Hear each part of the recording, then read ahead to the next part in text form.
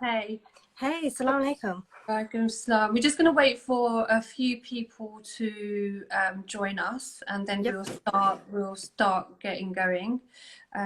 Yeah, we'll just wait. We'll just wait a few minutes, and just wait for people to join us. I think we've got a few people just slowly coming through. sounds good. Yeah, this is the fun bit as we wait. So we're not quite sure who's joining, who's not joining. Yep, But let's just give it a few minutes. okay. People filter Nice. through. Hmm.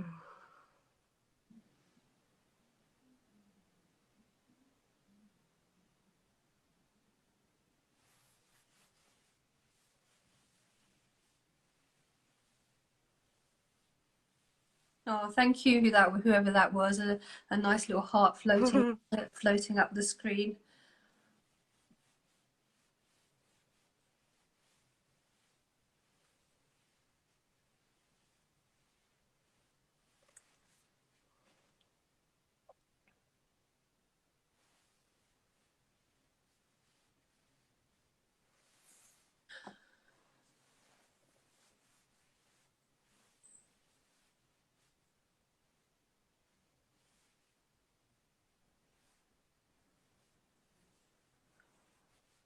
All right, I think we'll give it another minute and then we'll get started. Sounds good. I'm really getting the hang of this, like sending little waves to people and getting little thumbs up from people as well. Can you hear me well? Yes, I can hear you. Brilliant, brilliant.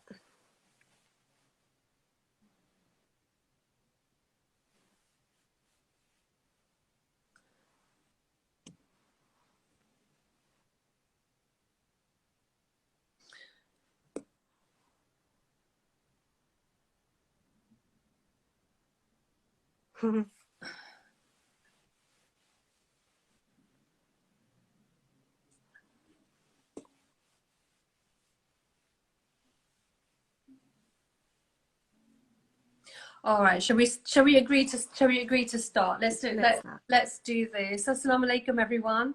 Thank you for joining us. It's really nice to see so many of you here today. So a lot of people had been asking me, how do I continue to search for love whilst we're in the lockdown? But also, a lot of people had been asking me, how do we carry on growing our relationship? How do we get it to thrive, to flourish, if we're apart, or if we're locked in together? How do we get those relationships to really flourish in this time? So, but what better way to answer those questions than to do it right here on Instagram Live. So today I'm going to be speaking to Fateha Majid, founder of Biye, a family matchmaking app. And together we're going to be answering your questions on decoding love, everything from finding love to staying in love. If this is your first time meeting me, I'm Wajeeha, and I'm on a mission to create millions of happy ever after stories. I'm a relationship coach, and I not only help people fall in love, I help people to stay in love, and also to live a life that they love. And without further ado, let me introduce you to Fateha. I'm really excited to have her join us today, and I'm going to let you know about Biye. And let me ask the people that have joined if you could give a thumbs up if you've actually heard of the app, and also if you've got any questions, please do post them in the comments because we'll try and answer them as we go along. But in the meantime, Fateha, if you share with us your journey to being the first female tech founder of a Muslim, can I say, dating app? It's a Is it family matchmaking app, yes. It's a different concept. So it's not like Muzmatch or Minder? Nope. Tell us more. It's completely different. So Biye is a family matchmaking app. It's a traditional way to find a bride or groom. It's where Muslim families connect with other Muslim families, and they looked for someone special for their loved ones, and they involve them in the process. So it is very different from Muzmatch and Single Muslims and other apps out there, because it comes from the family angle rather than the singles looking for themselves, for other singles. So yeah, I mean, the great thing about it is it's truly halal, and it's been endorsed by religious authority as well. So we have Sheikh Abu Ibrahim, who's endorsed the app, which is brilliant. And yeah, it's just such an exciting journey so far. So people have been saying, oh, you know, how do I carry on my search where, you know, we're in lockdown, so we can't exactly meet people. Yeah. And one of the things that I've been saying to people is, let's embrace modern technology, because Yes. we have it to hand.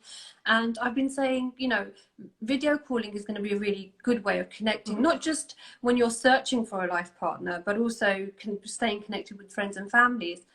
And you've come up with a really unique, it's almost as if you preempted this and you've already got that as part of your app. What was the thinking behind having a video, is it video chatting service on the app? So we went live last year, July, and one of our key features is video chat. So when families contact other families and they match, they can video chat and get to know another family in depth before they invite them round for dinner or a rishta meal, and they introduce their loved ones to each other. So that's such a great feature which we have within the app, because it's about getting to know the other family really well, getting to know the individual who's single really well as well. So I think it's a really good sort of security feature as well. Yes. Because you don't have to give out any of your contact details. No, So it's definitely a wonderful security feature, because your family acts as a filtering process as well. So they get to kind of do the initial screening, they get to know the other family. They do the background checks as well. So we've got an aspect within the app which is around family references. So a family can contact a middle family and find out more about the family, and also jump into video chat and get to know them further. So in that sense, it's quite secure. Can the single parties, the guy and the girl, yes, can they have that private chat together before families get involved? I think it's dependent on the family and the individual. So the app itself is for the family. So any member of the family can look. So parents, brother or sister, grandparents, or uncle and aunt. So how it works is they go through the profiles, swipe through. If they come across a profile they really like, they share that profile with their loved one, the single, and they receive an email, and they see a picture and all the family details, and they come out and they tap in yes, no, maybe, and leave a comment. So the family member receives the response from the app and kind of take it from there. So it's really dependent on whether the individual wants to kind of get to know the other individual, the single, but it's something which you can discuss with your family. So I would say what's different about our app, it's not about singles looking for other singles, it's the family taking that approach from the very beginning. And that's when you know it's a really serious app, because you won't find people, time wasters and people who are going to mess around, and you just find really serious people on it, and families as well. So tell me a little bit more about, you know, what made you set up, what's the journey been? What made you set up the app first? What's your big why? Okay. So about 7 years ago, I was working in social work for a good few years. So anyone who knows anyone who works in social work, it's a predominantly female team.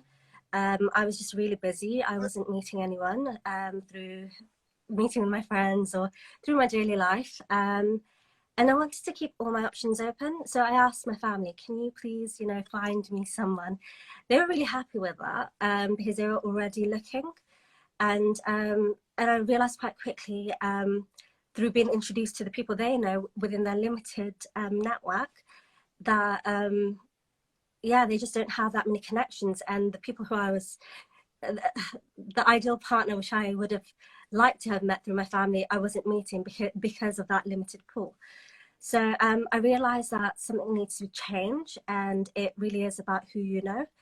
And so a few years later, I kind of decided that I wanted to create something. So my fascination is around love and relationships and science behind that.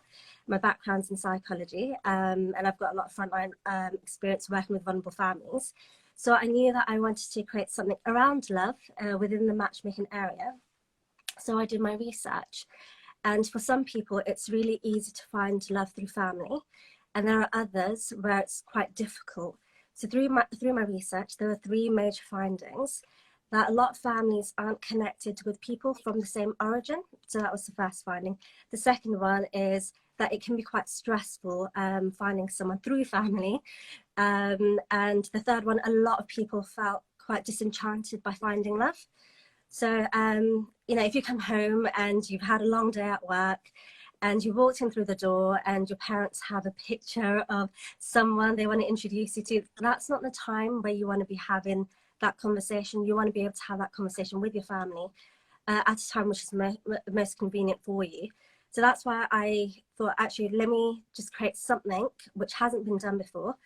It includes the family right from the very beginning, because a lot of families, they do feel quite left behind because there's all these halal dating apps, which takes a very Western approach to finding love, where the individuals look for the individuals.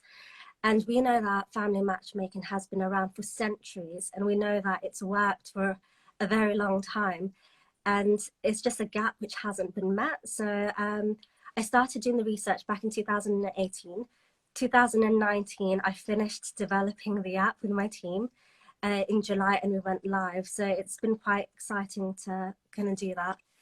Well, I think it's important to recognise that actually, the whole modern dating scene, the whole modern app scene, isn't that old. It feels like it's been around for years, but we're talking 10 years. That's how old it is. Whereas the whole traditional family involvement matchmaking system, the whole courtship and recommendation, friend of a friend, family members, has been around for centuries. Yes. So you've taken something has worked in the past, and made it modern. Is that fair to say?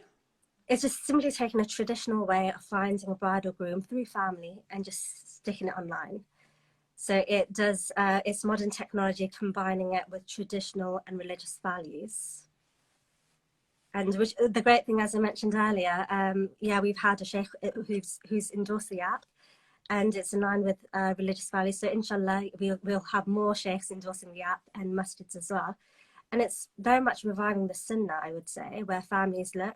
And just kind of having the insights from family is so important. So when an individual is looking for someone for themselves, getting married is like the biggest decision you will make. You can't go into it blindly, and the danger with being on halal dating apps and getting to know someone, and it may take a while until you actually meet the person, and you get all sorts of characters on these halal dating apps. So and in that period of time, you build this emotional connection, and you miss out on these huge red flags. Whereas if your family's involved from the very beginning, and you're fully involved in the process, it's so good to get insights from your parents, what they think about this individual and the family, and all the kind of red flags which you would have otherwise kind of missed. Your family may bring that to your attention. So you kind of go into a situation with your eyes wide open, and really take your time making the right decision. And you hear all these stories where people have met the wrong person and they get married and they get divorced, and it can be a really stressful kind of period and experience, and it can put a lot of people off. So the advice I would give to everyone is take the time, get to know what you want, what your must-haves are and your non-negotiables. Take your time to get to know the individual, but really take your time to get to know the family. So My husband, I mean, mashallah, he's amazing. And when I was getting to know him, what was really important to me was I was getting to know his family as well. And I took my time knowing more about the family history and finding out what the common grounds are and how the two families will work together. You know, people do have different perspectives, and you may say that actually, you know, it's just the individual who I'm interested in. As long as I find the right person, it doesn't matter what the family is about. But then you'll be, you know, you'll be getting married to this person, having children. You'll be connected to his family through your children, and you'll get to spend time, you know, during Ramadan or Eid. You want to be able to get along with them. You want both families to get along. You want to get the blessing of both sides. It just makes life so much more blissful and happy. So that's why I think it's quite important, to just get that insight, get that backing as well, and that blessing, so that, you know, you're going into a situation just having as much support as possible. So I think what has users' experiences been of the app, especially with the sort of family involvement app? Do you feel that some people, because sometimes what happens is that when we're, you know, working with my clients as well, sometimes when they're on the apps, it can be quite overwhelming, because we're living in a world where we're bombarded with choice. Yep. Yes. So when you're on these apps, you're swiping away and you're like, and oh, next one will be better. Next one could be better, you know. So, and then you potentially miss out on someone that could have been good for you. Do you feel that families could help with helping you filter through some of those choices and maybe pick up on people that you might not think? Yeah, definitely. I think with the app, because it's the families going on and then involving the single person, they're spending that time really reflecting on the information around the family and looking at things from different angles, and then kind of sharing it with you and then getting your comments on this family profile. So if you come out with, maybe actually I'm not interested, you know, your family member, whether it's your parents or your siblings, may think actually this is a profile in the family which you should really consider. Have you thought about this? Have you thought about that? So I think in that sense, it's quite positive. And with if just say hypothetically, if you hired a matchmaker, a professional matchmaker, you could spend between £500 to like £5,000. Whereas if you have your family who have your best, inshallah, your best interest at heart, you know, you don't have to pay anyone to do that. You know, whilst you're going to work, obviously right now it's a different situation where you're working from home. Most people are. You just, yeah, you have your family involved and they're looking on your behalf, and it doesn't cost a thing, and they want the best for you. So, and they know you better than anyone else. Obviously, you know yourself good at the well as well, and so do your friends, but they do know you very well because they've been with you for a very long time. So in that sense, I think it's quite important to have your family involved, for sure. And so what, you know, what happens, you know, the upper side right now, we're in lockdown. Yeah. And you know, we're in living, say for instance, you're in a new relationship. Yes. New relationship. I'm going to put you on the spot here. You're in a new relationship and you're spending 24/7 with each other. What would be your kind of like top tip to help people sort of help that relationship flourish and that relationship grow? Because we're not used to spending so much time with each other. Usually the common argument that couples have is, oh, we're not spending enough time together. Yes. Yeah. And now we find that we're 24/7 we're together. So what is there something that you would say, let's, you know, this is what you can do to help your relationship really solidify and withstand the test of time, you know, 3 more weeks of lockdown? I think what I would say is, yes, it's good to spend quality time and doing quality activities and having quality conversations, but it's good to have your space as well.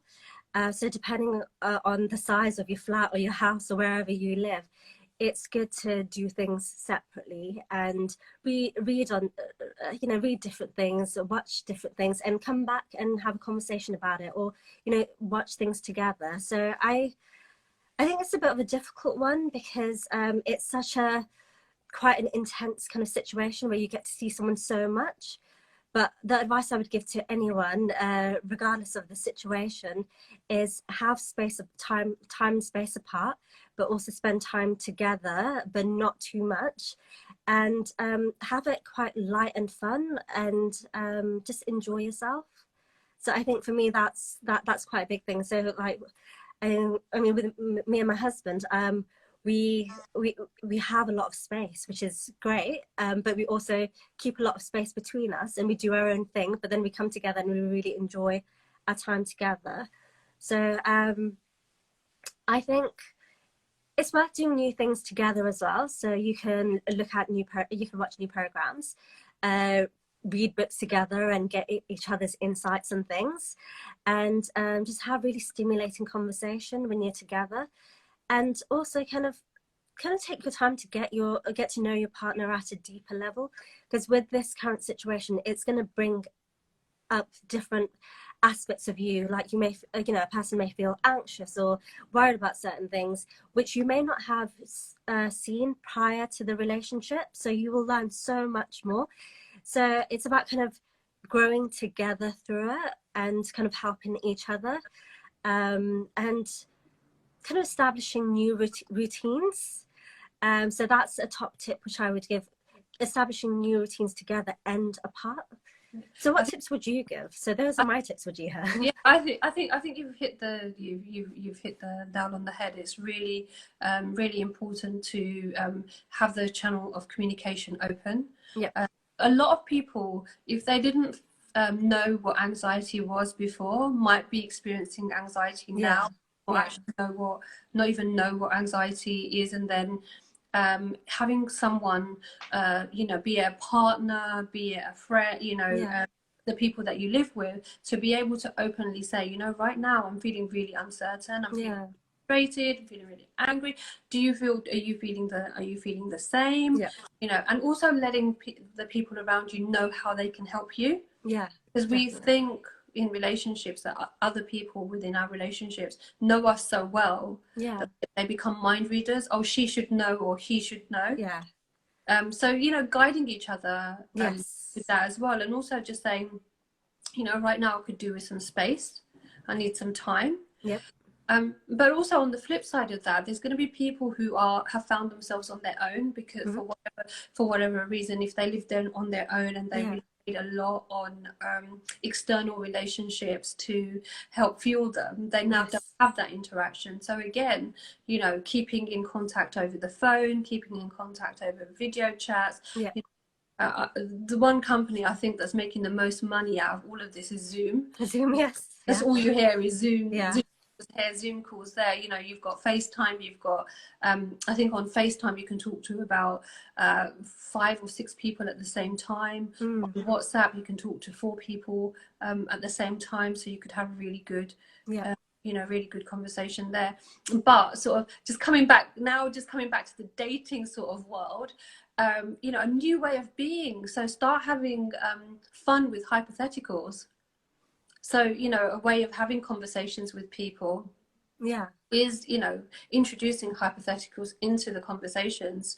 So for instance, if you're sitting there one evening and you could say, oh, if you could go and live anywhere in the world right now on your own, where would you go and why?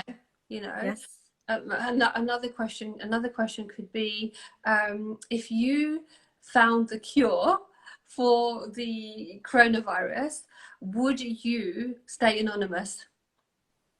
I'd want to stay anonymous, but it's good to have those kind of stimulating conversations of what ifs. So we've got a question come through, and it says, how can one think of marriage when you don't know how long the coronavirus will take? My top tip to all of you guys that are single out there: do not put your search on hold. Keep going. we are blessed to have so many different avenues and ways of going, whether you agree, whichever platform you agree with or don't agree with, or whichever platform you feel is halal or not halal enough.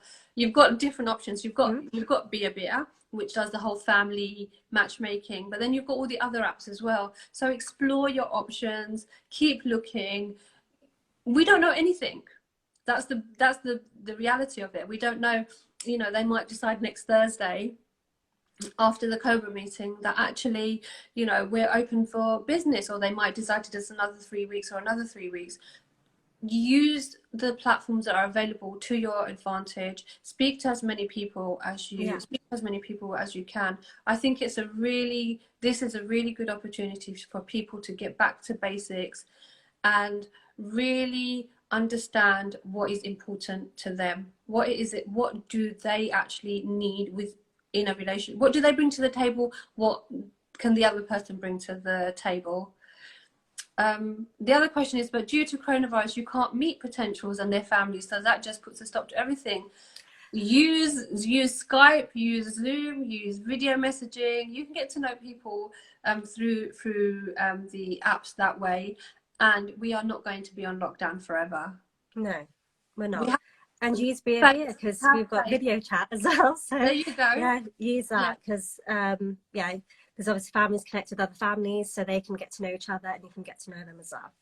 Yeah. So if that's an app which you'd like to use, but definitely I agree with you, Wajeeha. It is about keeping your options open whilst you can. And there's all these like meetup groups as well, these virtual meetup groups. So go on them and just enjoy yourself. It won't be forever. Inshallah, it will come to an end at some point soon, and life will move on in a different way. So take this time to really get to know who you are and what you want, and what your must-haves are, and what kind of life you want to lead, and with what kind of person and what kind of family you want to marry into. So I think this is a really good time for people to really reflect, but also kind of think about your goals and ambitions, and that is really energizing as well, and kind of makes things more interesting. So if you've got plans to set up a business, now is the best time to kind of think about these kind of things and just kind of go with it, because everyone's in the same boat. We're all, majority of people are at home and thinking about ways to kind of move forward and thinking of inventions and solutions. So just take that time to really think about what you want to bring to the world, and how you would like to change it, and what kind of value you want to bring to the Muslim community. And no, definitely this is definitely a blank page time. Don't put too much pressure on yourself. No, take your time and really reflect on what hasn't worked in the past, what has worked, because we tend to the brain tends to veer towards the negative bias and focus on what hasn't been working. But really push yourself back, think about what's been working, and think about, the first question really is, would you marry yourself? That's the first question you need to be able to answer.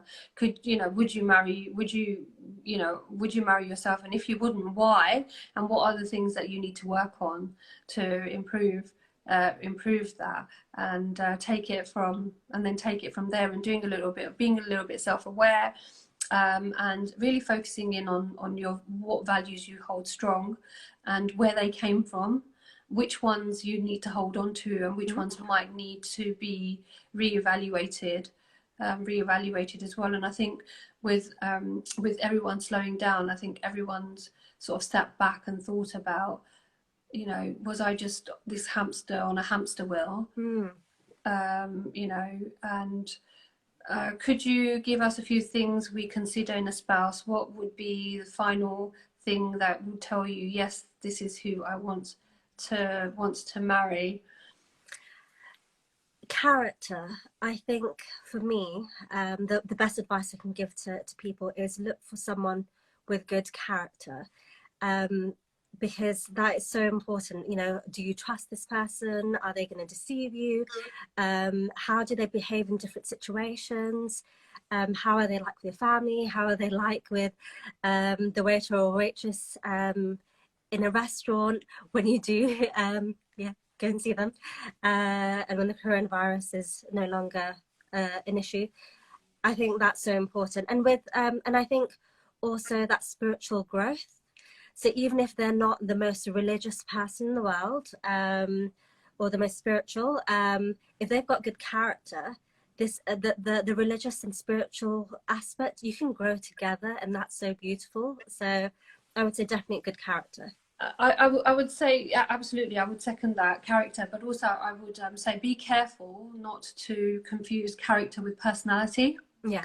So someone could be family orientated in their personality, but actually really are they within their character, are they family orientated? Because sometimes people tell you things that they think they want you to tell them. So if you say, oh yeah, I'm family orientated, I'm looking for someone who's family orientated, and then they say, yeah, I'm family orientated, and you're like, oh my gosh, I found someone.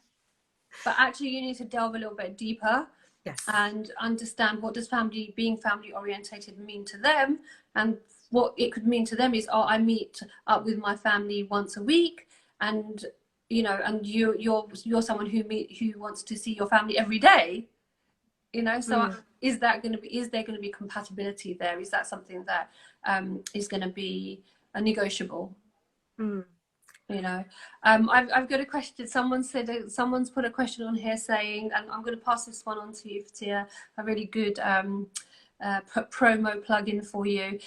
I want to get married. Can you help me find a wife? Sure. Come to Biye. Yes, I mean, I've set up Biye, so definitely check the app out, and let your families know about it, because it's a family angle. And just have a conversation about Biye, check the website out, and see whether it's for you. So obviously these things don't happen overnight.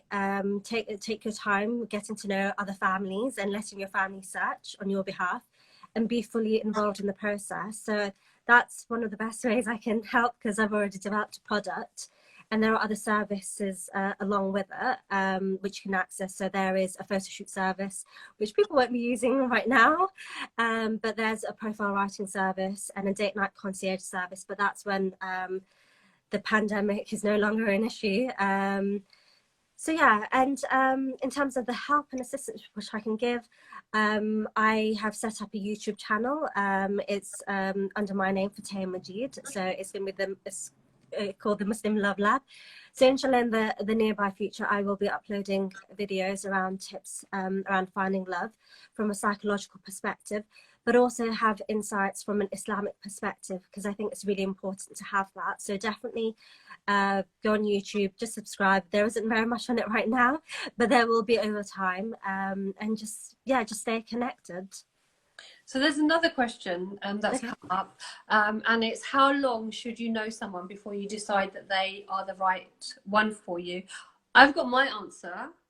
Yeah. Did you want to say something? Yeah, I think it's worth getting to know them for some time.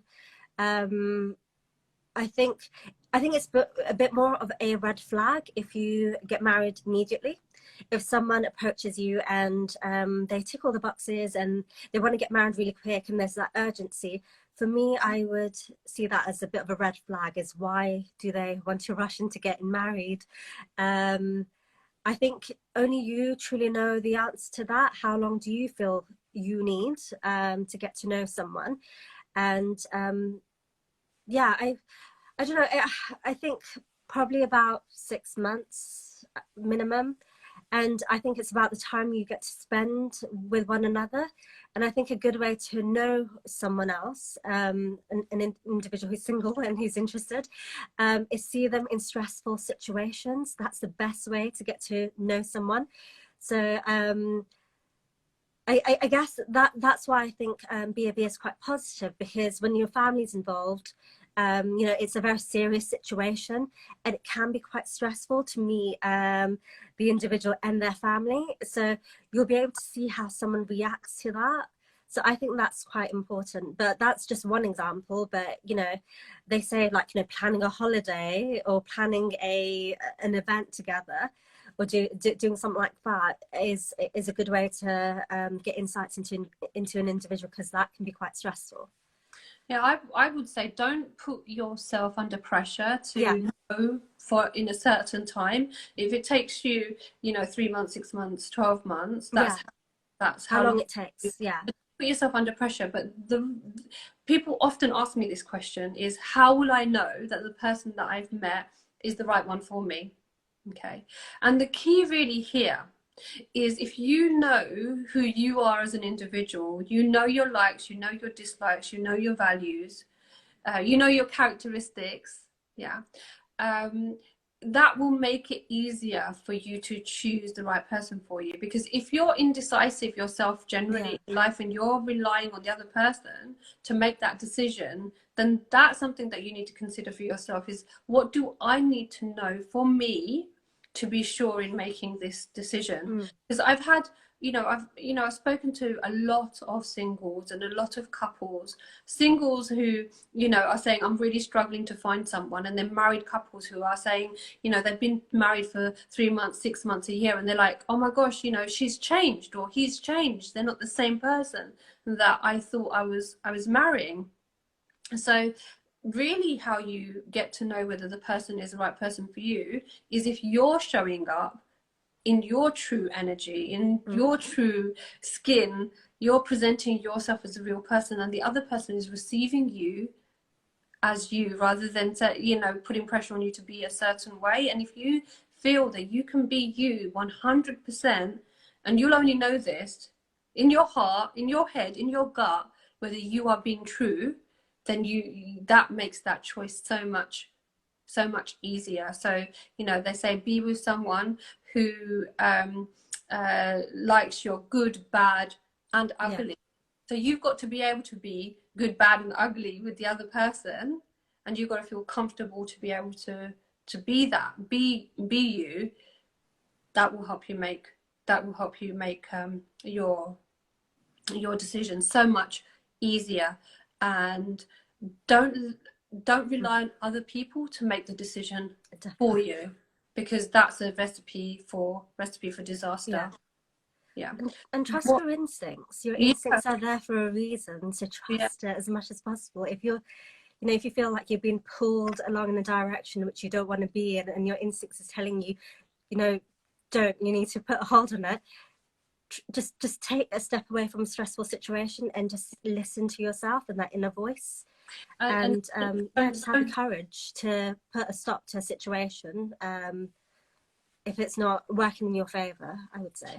And don't make a decision based on fear that you're going to be your own for the rest of your life. Don't make the decision from that, because one thing that I firmly believe, and we've got proof of it, everyone has been put, every single person's life throughout the world has been turned upside down.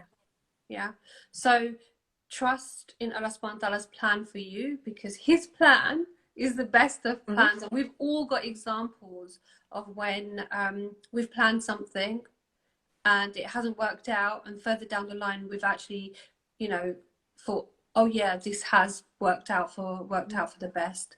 So don't make decisions out of fear. Oh, this person's going to leave me if I don't say yes, or I'm never going to meet anyone else, I'm not going to meet anyone better. Don't make the decision based on that. And we've got one more question, which is gone from the screen, so I'll kind of repeat it from memory. But it was, well, if your parents are strict and they don't let you meet your potential partner, how do you get to know them? How do you know that they're the right one for you? I would say it's important to have that dialogue with your family and explain to them how important it is for you to meet them and kind of get to know them yourself. I would say definitely not, I wouldn't encourage going forward in a situation and getting married to someone unless you've taken that time to get to know them, because you are essentially with a person who's going to, inshallah, live the rest of your life with that person. So it's not going to be your parents, so they need to understand that times have changed. It isn't un-Islamic to get to know the other person. If anything, you can get to know the other person in a safe environment, in a public space. You can have your mahram present, other people present, or they can be like far away or on the next table. Just, I would say, just definitely don't proceed in that direction. Oh, Fateha, we're losing connection with you just there. But yeah, no, definitely. Yeah, I sorry, I just like came lost out of that for a connection with second. you there. I was going to follow up with what you were saying was that, you know, quote scholars to your parents in your rights as an individual to meet the person, to have conversation with them, to get to know them Yeah, within the Islamic etiquette. yeah, You know, if they're saying you can't meet the person, that is not you know, it's within the Islamic etiquette. I'm not a no, scholar, but I do know this much. So if you need to get someone Islamic involved to have that conversation do with that. with your parents, have that, you know, have that conversation to meet with them. And again, Yes, you know, just use we are in the era of modern technology.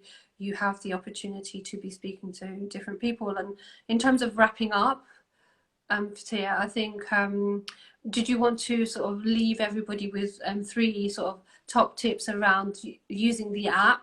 mm-hmm. You know, why should people be coming onto the app? What's the advantage of it?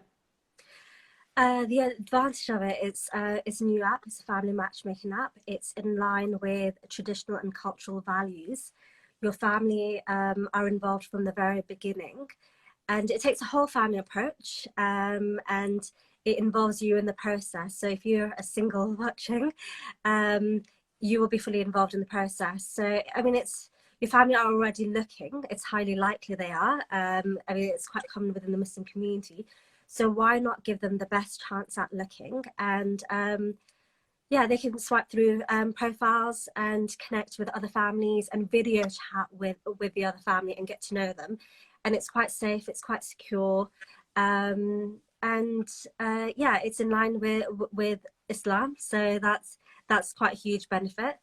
The tips, just use this as an opportunity to actually really connect with your family as well, and just have that open dialogue and be very clear about what you want and what your must-haves are, and you know, your non-negotiables, and you know, just trust in them to go off and look on your behalf, and you know, just have an open dialogue with them that, you know, if you are using other dating apps, halal dating apps, you know, just kind of share, you know, if you feel comfortable, share that with them. Like, I'm looking, you know, you look as well, and let's see who can find the right person for me, and just make it fun and light. So I think that's the best advice I can give, really. Yeah, set the challenge to your Yes. family to find Yeah. you. I would definitely say, from my experience of working with singles, what tends to happen is that people tend to focus on what they don't want. Yeah. You know, because one of the questions that's coming in is like, how do you know that someone's the right person? Because they're going to be showing you what they someone will always show you what they want to show you because they want you to say yes to them. But let's shift that focus, because we tend to focus on what we don't want. Yeah. And when we focus, I don't want someone who doesn't pray, I don't want someone who hasn't got their own income, I don't want someone who lives with their family, I don't want someone who's got this, I don't want someone. When we focus on that, we tend to receive that. So shift your focus to start thinking about what is it that you do want. How do you see married life to be? Because the reason why we focus on what we don't want, because if we don't get it, it's almost like a cushion. Oh, well, I knew that was the case. So start focusing, start imagining life with the kind of person that you want to be, you want to be spending the rest of your life with. And you will notice that shift, and you will notice the kind of people that you want to be with. And the other tip that I would leave people with is start living the values that you want in someone else within yourself, because then you know, like they say, you will start attracting those kind of people into your life as well. So whatever if you want to be if you want to meet someone who can you know, cook, then can you cook? Yeah. Do you know? And this is for the guys and the girls. This isn't just, you know, a dig at the guy. This is for men and women. You know, if you want to be with someone who's successful in their career, are you successful in your career? If you want someone who's business orientated, are you business orientated? So looking out for those kind of things. But so thank you so much for joining us today. You've given us a really good insight into Biye, and I want to wish you, you know, all the best with that. I hope people, from having heard about it today, will try it out and give it a go. And inshallah, we'll be sharing some success stories soon. Inshallah. Thank you so much for inviting me. Really enjoyed myself. You're welcome. It's been good chatting to you. You take care. Thank you everyone for joining us. And everyone take care. All right. Assalamu alaikum. Bye. Bye.